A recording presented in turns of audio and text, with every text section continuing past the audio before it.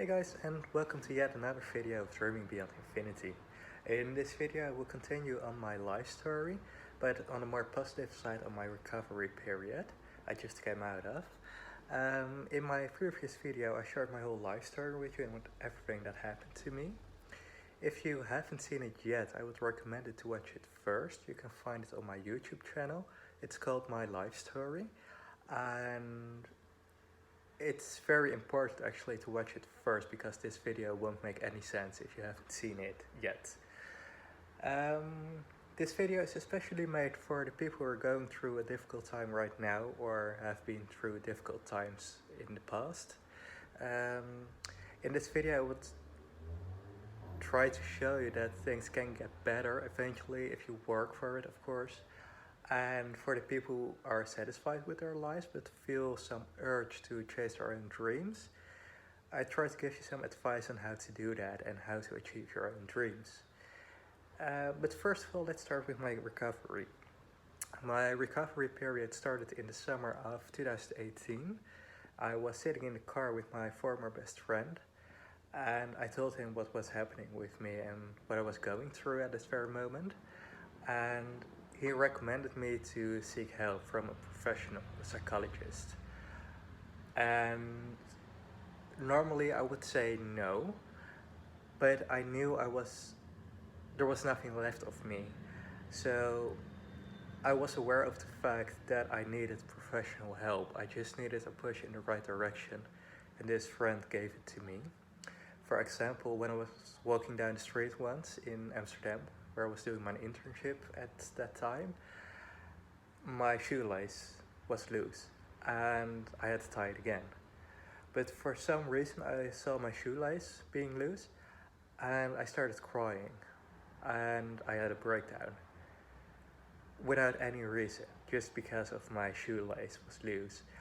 Or I was very angry and I threw my phone against the walls or my closet because it was jammed, or it didn't do what I wanted to do, or I was looking to find everybody I could find, and I was going to a dark period back then. I wasn't myself and not how you know me, and not this person who's talking to you right now. So I needed help indeed. So in July 2018, it was time for me to make an appointment at the GP's office. And when I got there, I told my life story, what was happening to me at that moment and what happened to me in my past. And my GP was actually quite shocked. And that was for me my first sign that the things I went through are indeed very difficult and not normal, because I used to think that everything I went through was very normal and everybody experienced this kind of stuff. And apparently it wasn't normal. So my GP sent me through to a psychologist. I met her 2 weeks after my appointment with the GP. And I remember myself sitting at my first apartment in her office, which was actually sort of a kitchen at the GP office. It was really funny actually, but that was not the point. And she asked me, very good that you're here and I'm really proud of you. But what is your point being here? Why are you here? What do you need from me? And I didn't know how to respond to that question, so I decided to share my whole life story. I've been talking for like 20 minutes, sharing my whole story, what was happening to me at that point and what happened to me in the past. And the first thing she said to me was, that's a really tough life story you have, and you've experienced a lot in your very short life. I was 21 at that time. And what concerns me is that you're telling this story with a big smile on your face, like it's nothing and it's something funny and normal. And it took me a while to let that comment sink in. It took me about a year to understand what she actually meant. But for me, it was a point to actually start the therapy because I really needed it. My therapist told me I might need 5 years to recover from everything that happened to me. 5 years of therapy. I did it in 1.5 years, in 18 months. So that's quite an achievement for me to finish my therapy in 1.5 years. Um, but we started with behavioral therapy, so just talking with each other and uh, seeing what happened to me actually in my past to create some sort of picture of uh, what I went through and what kind of impact it had on me. Well, lots of tears and stories later, it was January 2019. Yeah, 2019. And my 12 sessions were finished. In the Netherlands, you only have to write for 12 sessions with a basic psychologist. If you need more help, you need to continue to a psychotherapist. So I had to find a psychotherapist, and I did find, of course, a psychotherapist. And I started in February 2018 as well. And we continued with this picture my first psychologist and I made to work on the issues I had. It came to light that I have and had a very heavy anxiety disorder, several personality disorders like dissociative disorder and dissociation disorder. I was emotional inaccessible, and I can continue a lot longer with this list. But several disorders I had at that point. So my psychotherapist and I decided it was time for more heavy therapy. For example, we started with EMDR. This therapy is created to help the patient, so in this case me, to sort of forget or process the things you've been through. While thinking of your life story or a certain moment in your life which is very heavy or very impactful on you, you have to think about it. And while thinking about it, you get distracted by your therapist by an eye movement. So she's going with her finger before your eyes to the left and to the right, and you have to follow it with your eyes, of course. On this, I'm not quite sure how it works exactly. It's a really interesting system actually, but for some sort of reason you sort of forget actually what happened. The details will fade out, and you can't remember the exact details, so the memory isn't that heavy anymore. So that's a pretty good therapy method actually. And besides of that, it was time to start medication. We came to the conclusion I made progress, but not too much actually. It went actually too slow. So we decided to go on antidepressants. I hope I'm pronouncing it right, actually, I'm not quite sure. Because my anxiety level was way too high, even though I followed intensive therapy and EMDR. So we decided to start medication. My anxiety level was this high, like for example, if you're healthy and you don't experience any mental problems,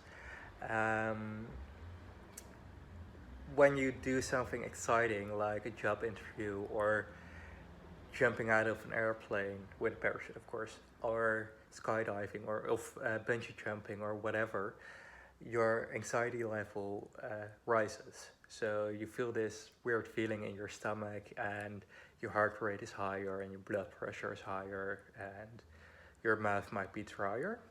And that was for me my normal level. So while doing groceries or walking down the street or reading a book, my anxiety level was this high, like I would be going on a skydive or something like that. So you can imagine that isn't healthy at all. And when I did something scary or there was a reason to have anxiety at that very moment, like going to a job interview or doing something exciting, or having a conversation, tapped a lot, or having depressed thoughts, my anxiety level would rise even higher. It would go to the roof, and that means that I would lose my consciousness at a certain point. So when I'm too overwhelmed, I can lose my consciousness, or I could lose my consciousness, not anymore. Um, and I would just wake up at a random place after a few seconds or minutes, and I can't remember why my anxiety was this high and what the situation was actually. Um, you can compare it to like resetting your computer when it's jammed. So pulling out the plug and pulling it back in after 10 seconds. That's actually what my brain did to me. So I needed a hard reset. So lots of times I ended up under my dining table or under the chairs because I had fallen down because of my anxiety, and I lost my consciousness. And I lost my consciousness. So the medication helped me to lower my anxiety level. So it went it went to a normal level. Sorry, I thought my phone was ringing. Um, so my anxiety level went to a normal level, like you experience it on a daily basis. So my anxiety level is on a healthy level during my therapy, which made it easier to think about my past and to talk about it and to look for solutions. And it helped me a lot. I used the medication for around 5 months in therapy, and after these 5 months, I was done. I was free to go and live my life how I wanted it. I'm still using the medication at this point. At first, I was very against it because I was very scared it would work addictive and that kind of stuff. I'm not quite sure whether I'm addicted or not. I still have to use the medication for a couple more months. After that, we will find out whether I'm addicted or not. Um, but what is my point with this story actually? Like I said in the beginning, I'm actually here to help people who are going through something right now and people who want to chase their own dreams. Let's focus on the people who are going through something right now first. First of all, I'm really sorry to hear that you're going through something difficult right now, and I genuinely hope that things will get better soon and you will be happy again. I have some tips for you. I'm not sure whether it works for you or not. Uh, these are the things I did when I was at a dark place and not myself anymore. My first thing I did was seeking help by someone I trusted. That was my former best friend back then, and I told him what happened to me, and I dared to cry in front of him and to ask advice, and that helped me a lot. He gave the advice to seek professional help, of course, but it's also great to um, let everything out so you can think about it in a proper way without being overwhelmed. Um, and if you're hearing this step and think, yeah, very good, you're giving this advice, but I don't have anybody around me who can ask for advice. You don't have friends or neighbors or colleagues or anybody else you can trust at this moment. It's possible. I've been there. Um, there are lots of groups with people going through similar things right now, and you can join them mostly for free or for a really small tuition fee. And um, these groups are especially for people who experience a difficult time, and the people in this group are giving each other advice on how to deal with their stuff and sharing their own stories. These groups are mostly led by a professional, so you will get professional help. If it sounds something for you to find a group like this, um, when you go look for it, please zoom out of your situation while looking for it, because it can be quite difficult to find a group specifically for your situation. So try to zoom out and search for a group focused on depression, on loneliness, alcoholism, suicidal thoughts, etc. And it will be a lot easier to find a proper group for your issues. Once you join the group and you attend the meetings, uh, you can zoom in again on your own experiences and where you're struggling with. That might help you a lot. And all the people really want to help you and think with you with your problems and your issues. My next tip for you, if you're going through a difficult time, is if a group doesn't help or you don't have anybody to trust, please go to see your GP or your doctor and ask them to send you to a psychologist, because you need professional help at some point, and it's better to start sooner than later. I've experienced it myself. I waited way too long to seek professional help. But if you're on time, and even if you're later, it doesn't matter, but it's easier to recover. Ask for help by professionals, and it's nothing to be ashamed of to seek help by a professional. At first I thought, yeah, it's very shameful to go to a psychologist or something like that, but it isn't at all. It means you're working on yourself and you dare to follow your own dreams and make the best version of yourself. So don't be ashamed and go to your GP or your psychologist if you already have one. It doesn't matter. And something else that helped me a lot was working out and being active. And it doesn't mean that you need to go to the gym right now and get a subscription. Of course not. It worked for me. I went to a CrossFit community and I managed to chase my physical goals and leave all my stress out and think about nothing else but achieving my goals and getting this weight off the ground again. So that's really good to afterwards think about what happened and where you're going through with a clear mind, so you're not all full with negative thoughts about your life at this moment, but you're distracted from something.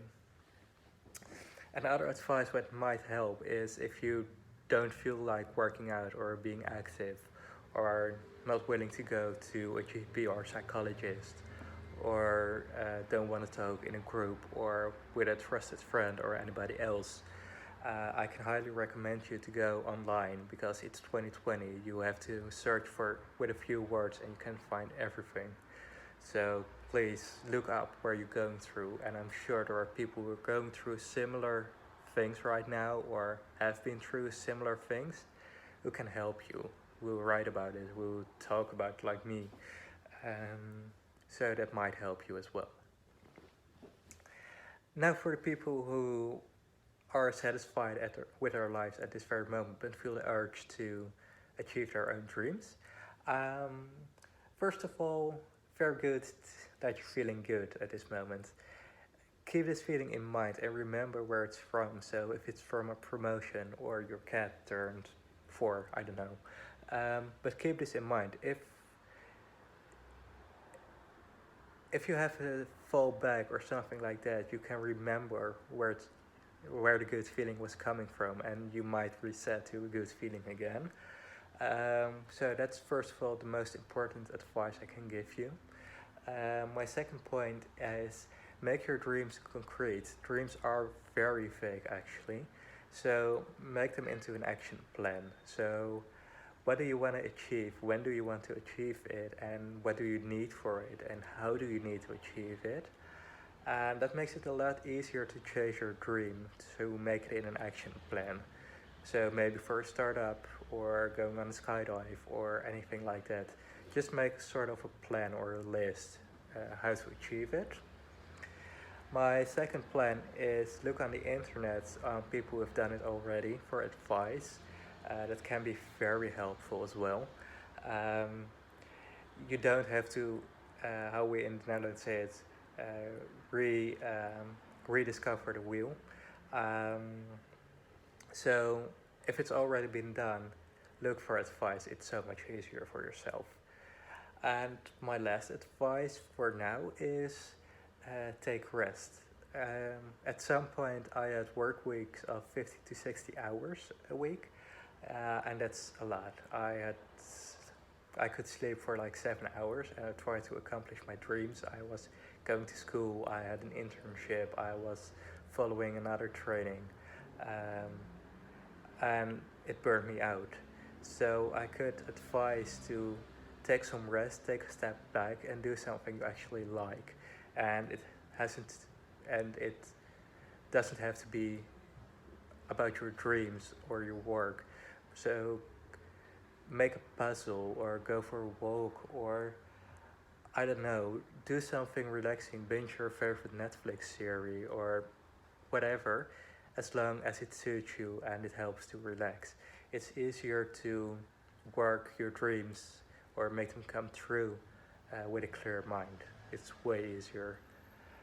So those are my advices for the people who are happy at this very moment and want to achieve their own dreams.